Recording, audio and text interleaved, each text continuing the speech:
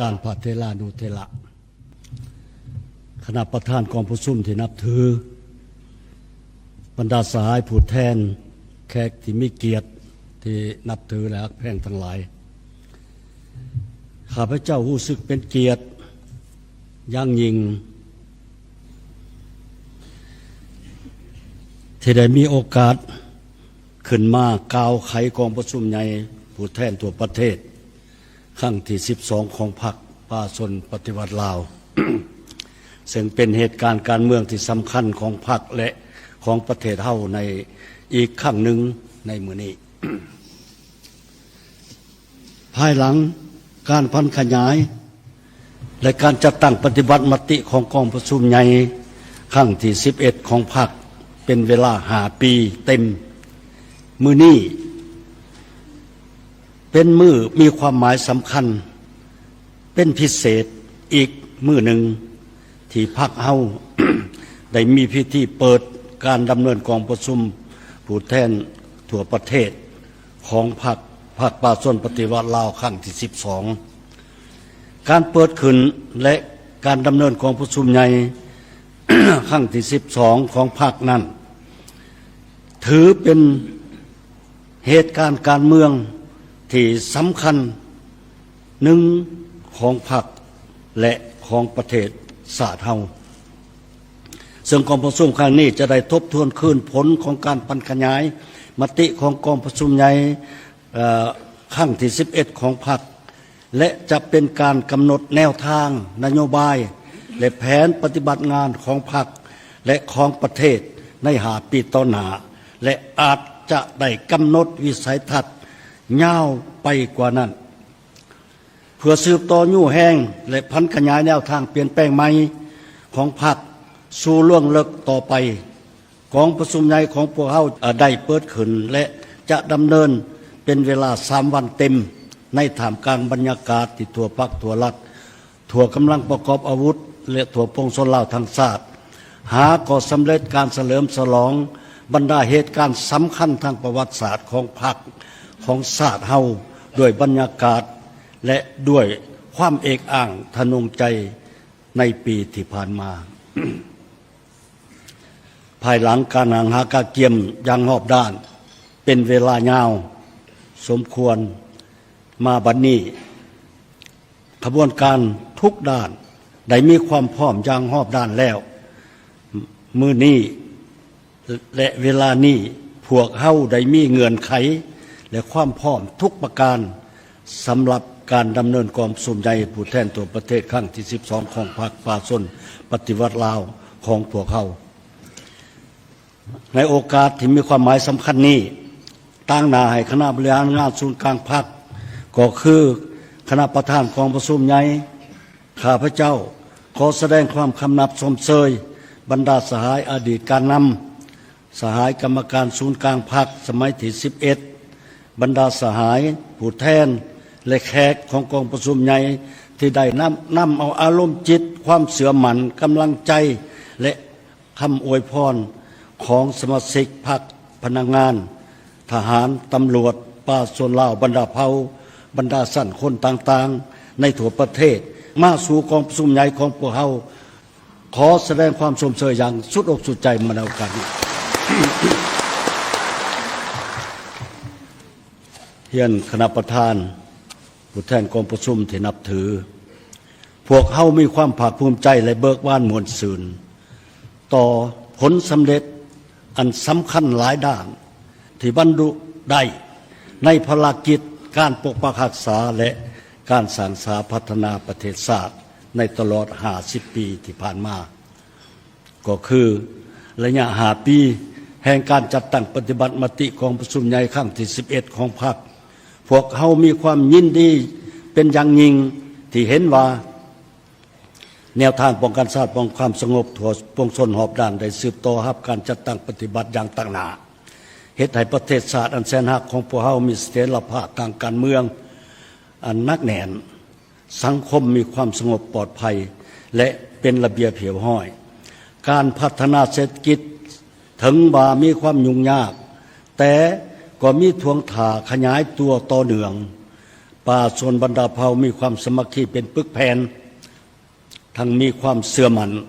ต่อการนำพาของพรรค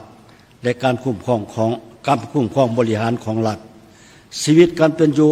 ทางด้านวัตถุและจิตใจของป่าชนก็ได้รับการปรับปรุงยกระดับให้ดีขึ้นเป็นก้าวๆองค์การจัดตั้งในระบบการเมืองได้รับการปรับปรุงสู่คุณภาพใหม่ซึ่งได้ตั้งหน้าเสริมขยายและปฏิบัติภาระบทบาทของตนได้อย่างเป็นอย่างดีอย่างเป็นเจ้าการเคลื่อนไหวคุ้มครองรัฐการคุ้มครองเศรษฐกิจสังคมของบรรดาองค์การรัฐได้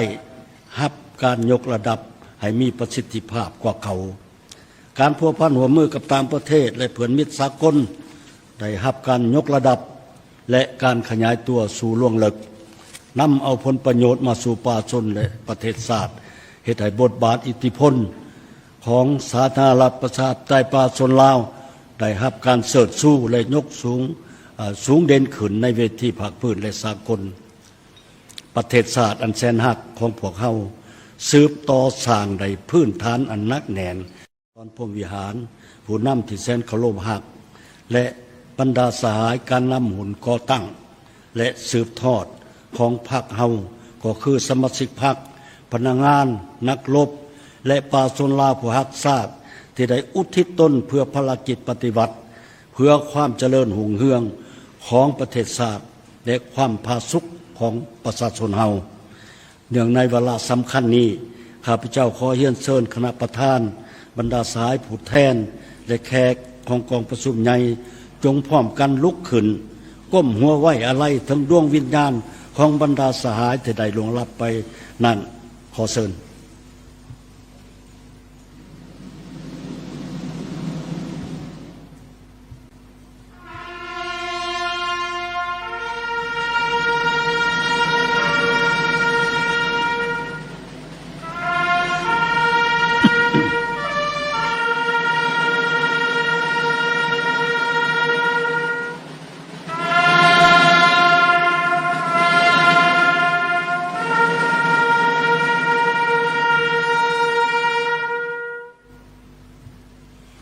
ขอเชิญนาง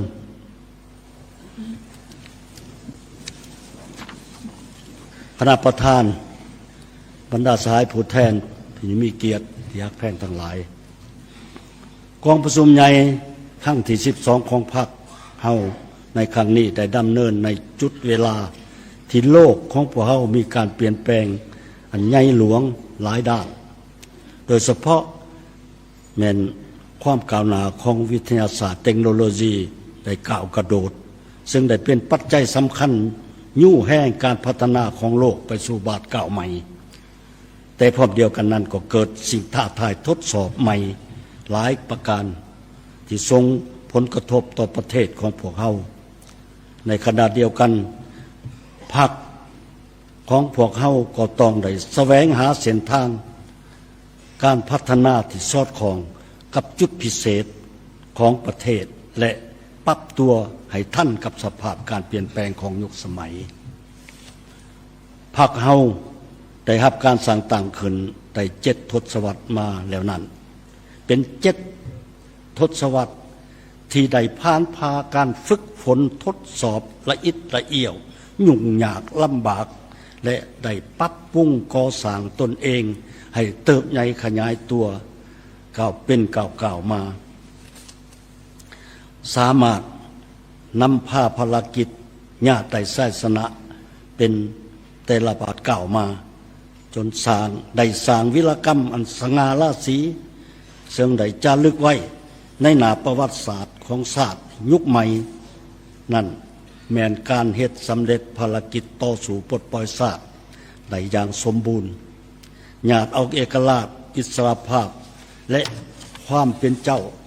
ของประเทศชาติอันแท้จริงมาสู่กำมือของป่าชนลาว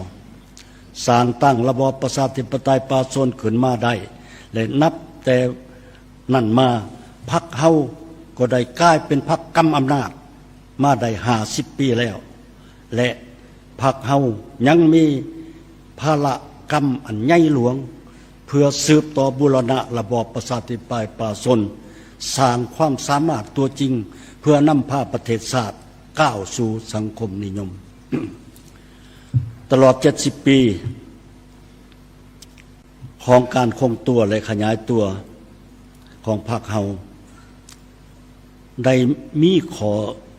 สรุปที่ยืนยันอย่างจะแจ้งว่าการนำพาของพรรคเฮาเป็นปัจจัยพื้นฐานสำคัญกว่าหมู่ต่อผลสำเร็จของการปฏิวัติของประเทศเฮาและพรรคได้สืบต่อนำพาภารกิจปกปักรักษาและพัฒนาประเทศชาติสืบต่อมาพรรคเฮายังต้องเอาภารกรรมอันใหญ่หลวงและยังต้องได้รับเอาภารกรรมอันใหญ่หลวงและสูงส่งเพื่อสร้างบาทก้าวเดินต่อไปตามเส้นทางก้าวขึ้นสังคมนิยมตามอุดมการณ์ที่ได้เลือกเอาไว้ อุดมการณ์อันบริสุทธิ์ผุดผ่องอย่างเสมอต้นเสมอปลายของพรรคเฮาตลอด70 ปีนั้น แม้นยามใดก็จงรักภักดีต่อผลประโยชน์อันเป็นพื้นฐานของประชาชนชาวผู้ออกแรงงานลาวบรรดาเผ่าพรรคเฮาบ่มีผลประโยชน์อื่นใดนอกจากเฮ็ดทุกสิ่งทุกอย่างเพื่อความเป็นเอกราชและความเจริญรุ่งเรืองของประเทศชาติเพื่อความเป็นอิสรภาพความห่มเย็นเป็นสุขของประชาชนลาวทุกตัวหน้านับแต่มือสร้างตั้งเป็นต้นมาพรรคเฮาได้ยึดมั่นในสิ่งที่พรรคยืนยันมาแต่หัวที่ว่าทัศนะของการปฏิวัติอยู่ประเทศเฮาแม้นการปฏิวัติศาสตร์ประชาธิปไตยภายใต้การนำพาของพรรคของชนชั้นกรรมกรและจุดประสงค์สุดท้ายก็แม้นบ่แม่นยุดอยู่ในการที่ได้มาซึ่งเอกราชแห่งชาติและความเป็นประชาธิปไตยแบบใหม่เท่านั้นหากยังต้องนำพาประเทศชาติก้าวขึ้นสู่สังคมนิยมจุดหมายดังกล่าวแม้นเส้นทางที่ต้องเป็นไปของการปฏิวัติของประเทศเฮาภายใต้การนำพาของพรรคประชาชนปฏิวัติลาวบรรดาสหายที่รักแพงกองประชุมใหญ่ครั้งที่12ของพรรคจะได้ดำเนินภายใต้คำขวัญยกสูงบทบาทการนำพาที่เข้มแข็งของพรรคตั้งหน้าสร้างเศรษฐกิจเอกราชเป็นเจ้าตนเองสืบต่อบูรณะระบอบประชาธิปไตยประชาชนให้นักแน่นก้าวขึ้นสู่สังคมนิยมบรรดาสหายที่นับถือยืนอยู่ต่อหน้าสภาพการใหม่ ความเหี่ยวห้องต่อการใหม่ของการปฏิวัติของประเทศเฮาเพื่อสืบต่อยู่แห้งการพันขยายแนวทางเปลี่ยนแปลงใหม่เข้าสู่ล่วงลึกนั้นกองประชุมใหญ่ของครั้งที่12ของพรรคเฮาจะได้พิจารณาได้รับห้องเอาโครงการการเมืองของพรรคฉบับที่3ซึ่งจะได้ยืนยันและกำหนดจุดหมายเส้นทางก้าวเดินของประเทศชาติฮอดปี2055เพื่อสืบต่อ